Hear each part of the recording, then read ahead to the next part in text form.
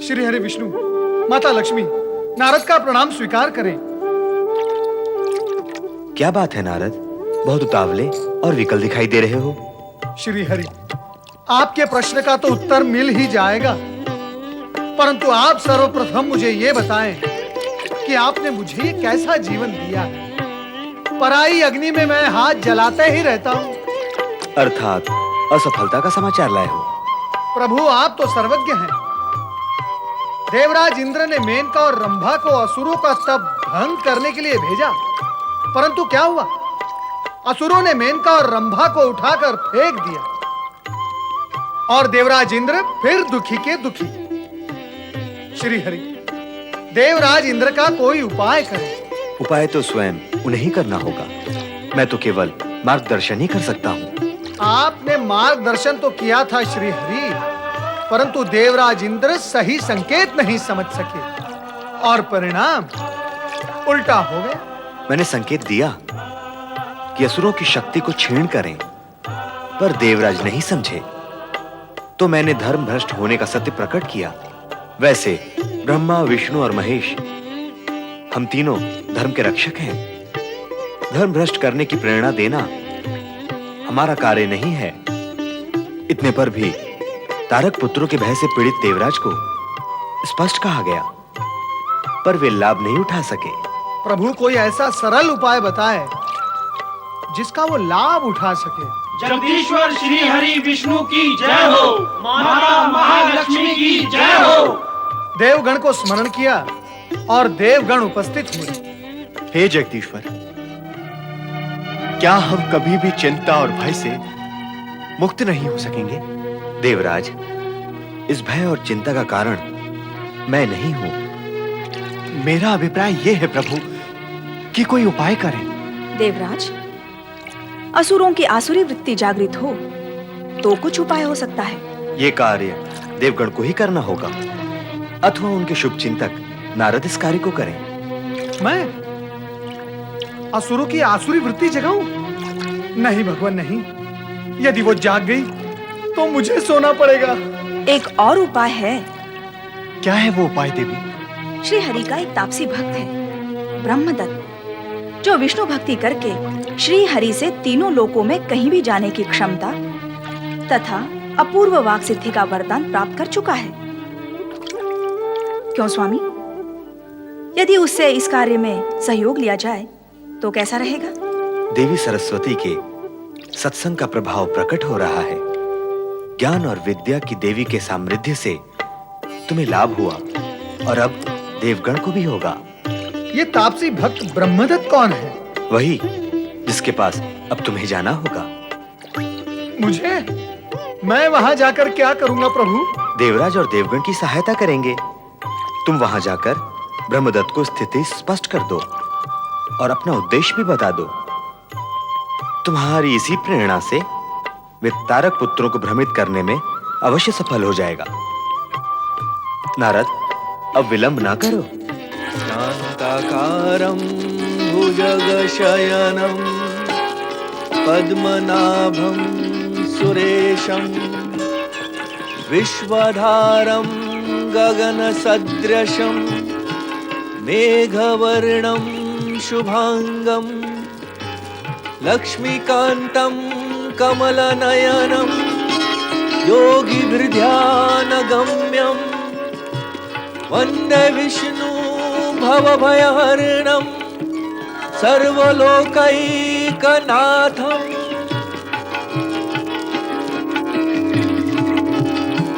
हे लक्ष्मीपति, हे वैकुंठवासी, अनाथों के नाथ, हे सर्वज्ञ सर्वशक्तिमान सर्वव्यापक, हे प्रभु, मैं आपकी वंदना करने के लिए आपकी शरण में आया हूं प्रभु। मुझ पर सदा कृपा बनाए रखें।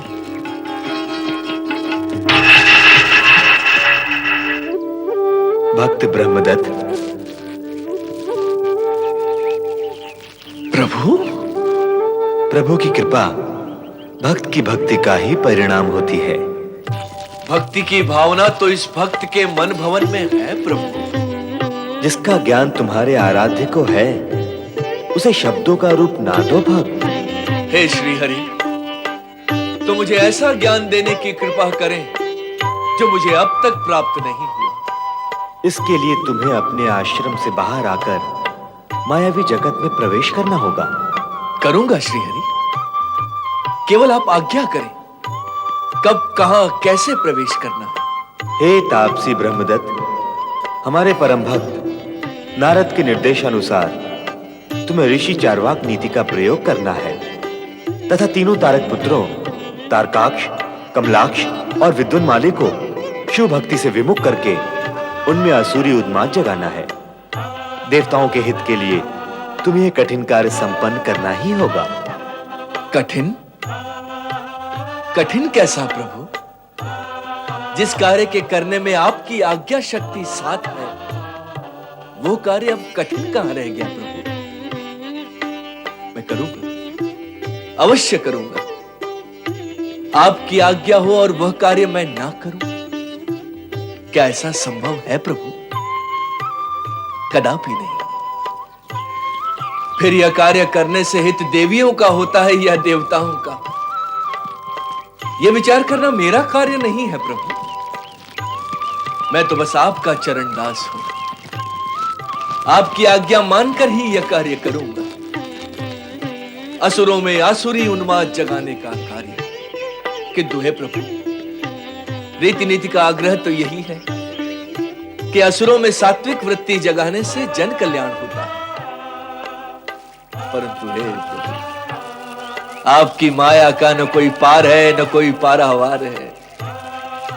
आप तो असुरों को जो शिव भक्ति में प्रवृत्त हैं, उन्हें शिव भक्ति से विमुख करवाने का कार्य मुझसे करवाना चाहते हैं प्रभु।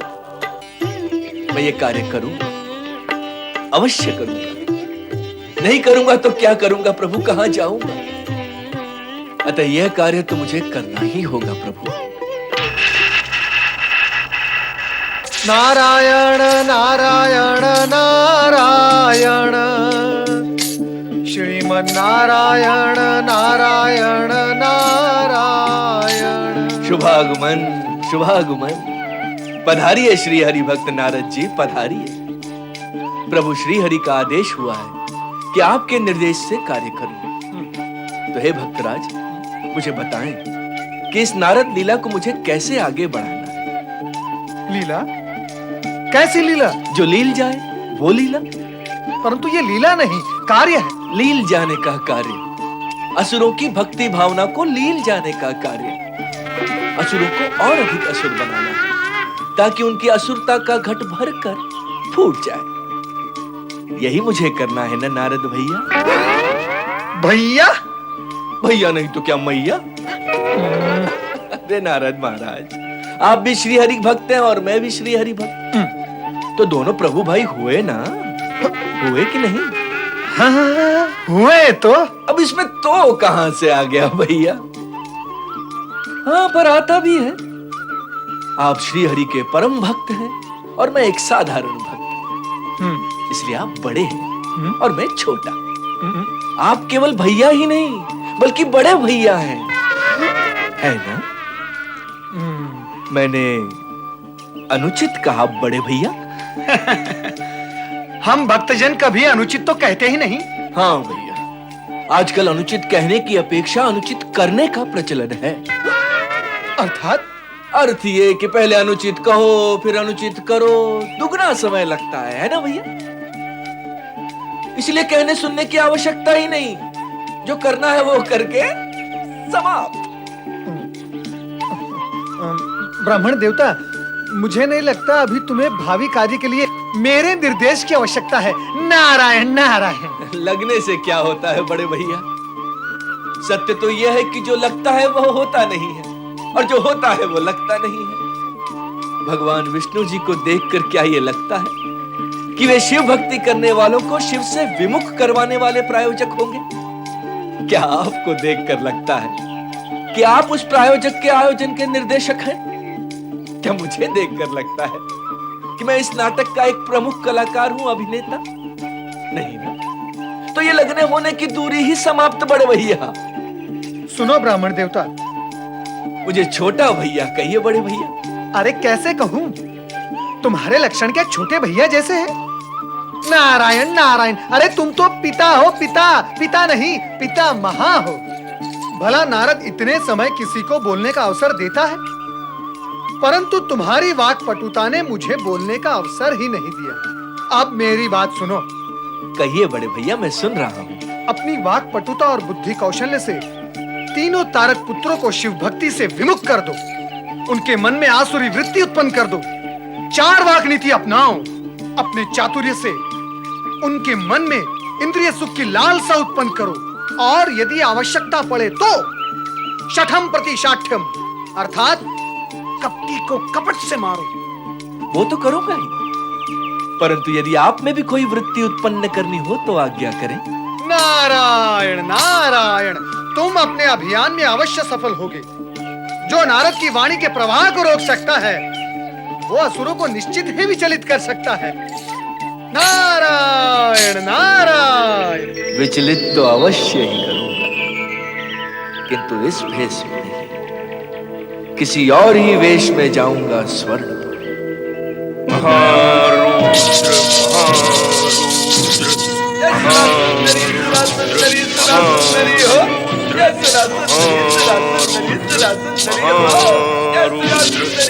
क्षमा क्षमा सुरराज क्षमा, मैं आपको क्रोधित करने नहीं, किंतु आपके सामने कुछ सत्य प्रकट करने आया हूँ। कैसा सत्य? कौन है तू जो मेरे स्वर्णपुर में दंदनाता हुआ घुसा चला आ रहा है? आपका शुभ चिंतक, आपका हित, आपका मंगल चाहने वाला। हे असुरराज, आपकी ये कोमल काया, आपका ये रूप, आपकी ये युवा अवस्था क्या तप में जलने के लिए है? नहीं नहीं नहीं नहीं नहीं, कदापि नहीं। हे असुरों में श्रेष्ठ असुर, ये अनमोल यौवन का तप में जलने के लिए नहीं है असुरराज, ये तो भोग में भीगने के लिए है। जय सुरा सुंदरी सुरा सुंदरी सुरा सुंदरी हो। आप तो असुरों के नायक हैं, जिन्होंने सदैव देवताओं को परास्त कर स्वर्ग का सुख भोगा है। जहां सुंदर अपूर्व सुंदर सुंदरियां और अप्सराएं वास करती हैं, जिनके साथ विनोद, प्रमोद, आमोद करना आपके भाग्य में लिखा है, इन देवताओं के नहीं। तो क्यों क्यों क्यों क्यों क्यों इस आकर जाने वाले और जाकर ना आने वाले इस यौवन के स्वर्ण काल को इन तुच्छ तुच्छ देवताओं के स्मरण में नष्ट कर रहे हैं युवराज? नहीं, ऐ सुरा सुंदरी सुरा सुंदरी सुरा सुंदरी हो। जय सुरा सुंदरी सुरा सुंदरी सुरा सुंदरी हो। शुभ चिंतक, कैसा शुभ चिंतक है रे तू? मैं यहाँ शिव भक्ति कर रहा हूँ और तू देवताओं को तुच्छ कह रहा है। शिव भक्ति? शिव शिव शिव कौन शिव? ये शिव जिसके पुत्र ने आपके पिता का वध किया, पितृहंता के पिता की भक्ति कर रहे हैं। धन्य है असुरराज, धन्य है। इसका पुत्र आपके पिता का शत्रु था, शत्रु था। क्या वो कभी आप पर कृपालु हो सकते हैं प्रभु? हे असुरराज, विचार करो, विचार करो और बताओ कि ये तुच्छ देवता कभी असुरों के हुए हैं? स्वयं विचार करो और बताओ कि इन देवताओं ने कब छल कपट नहीं किया असुरों के साथ? कब नहीं?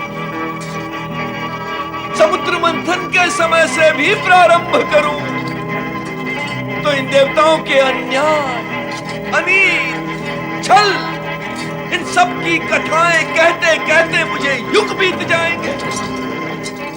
लगता है तुम सत्य कह रहे हो। जय सुरा सुंदरी सुरा सुंदरी सुरा सुंदरी हो। मैं असत्य क्यों कहूंगा असुरराज? असत्य कहने का कोई कारण भी तो होना चाहिए। असत्य तो मैं तब कहता जब मैं आपका शत्रु होता। वो तो मैं हूं नहीं। मैं तो आपका शुभ चिंतक हूं, इसलिए केवल सत्य कहूंगा। क्या यह असत्य है असुरराज कि ब्रह्मा असुरों को अधूरा वरदान देते हैं और फिर शिव के हाथों उनका वध करवा देते हैं? क्या यह भी असत्य है कि विष्णु असुर विरोधी है? जब ये तीनों असुरों के शत्रु हैं, तो शिव की आराधना आपको लाभ कैसे पहुंचाएगी असुरराज? तुम्हारे तर्कों से स्पष्ट है कि तुम हमारे शुभ चिंतक हो। और शुभ चिंतक का परामर्श तो सभी मानते हैं असुरराज। आप भी मेरा परामर्श माने और ये धर्मात्मा बनने का मोह त्याग दीजिए। ये धर्मात्मापन कायरों को शोभा देता है, पराक्रमी असुरों को नहीं। अपने बाहुबल से और पराक्रम से और पुरुषार्थ से वैभव और सुख संपदा अर्जित करें और संपूर्ण भोग विलास का आनंद प्राप्त करें। आप असुरों का जन्म तो तीनों लोकों पर शासन करने और भोग विलास के लिए ही हुआ है असुरराज। जय सुरा सुंदरी सुरा सुंदरी सुरा सुंदरी हो। आरंभ में मैं भी ऐसे ही सोचता था। तब सोचते थे, अब कर डाले। सोचने को यदि करने तक नहीं लाया जाता तो जीवन बड़ा दुखी हो जाता है। अतः आपने जो जो सोच रखा है वो कर डाले, जो नहीं सोचा वो भी सोचे और कर डाले।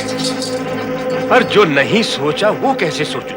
सोचने में दुविधा है तो सोचना ही छोड़ दे, बिना सोचे समझे बस कर डाले। पर क्या करूं और कैसे करूं? आनंद करे आनंद। जय सुरा सुंदरी सुरा सुंदरी सुरा सुंदरी हो। आप तीनों भाई मिलकर तीनों लोगों को आतंकित करें, देवताओं से स्वर्ग छीनकर तीनों लोकों पर अपना साम्राज्य स्थापित करें। आपके पूर्वजों ने क्या किया? यही सब किया, अर्थात यही सब किया। आप देवताओं से स्वर्ग छीनने और भोग विलास के कार्य में प्रवृत्त नहीं होंगे तो वह आपके पिता और आपके पूर्वजों की आत्मा पीड़ित नहीं होगी? अवश्य होगी। अरे हम तीनों भाई मिलकर उनकी आत्मा की शांति को वही करेंगे जो उन्होंने किया। ये शिव भक्ति हमारे हित में नहीं है। जय सुरा सुंदरी सुरा सुंदरी सुरा सुंदरी हो। अरे स्वामी का मुख क्या देख रहे हो? इनके लिए सुरा और सुंदरी की व्यवस्था करो। स्वर्णपुर में नृत्य और संगीत की मादकता छा जाने दो, अवश्य। ताकि स्वामी प्रसन्न होकर आप पर पुरस्कारों की वर्षा कर दे। अवश्य अवश्य। जय सुरा सुंदरी। सुरा सुंदरी सुरा सुंदरी सुरा सुंदरी।